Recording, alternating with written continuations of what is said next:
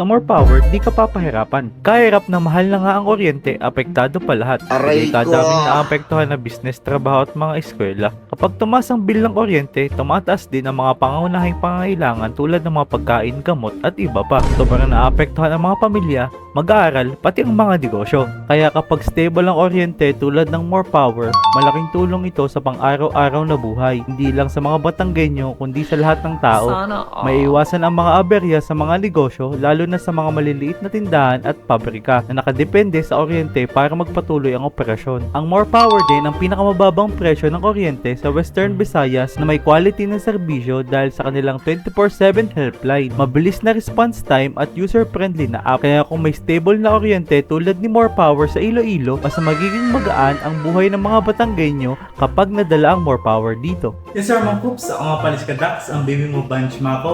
More power ang kuryente ko.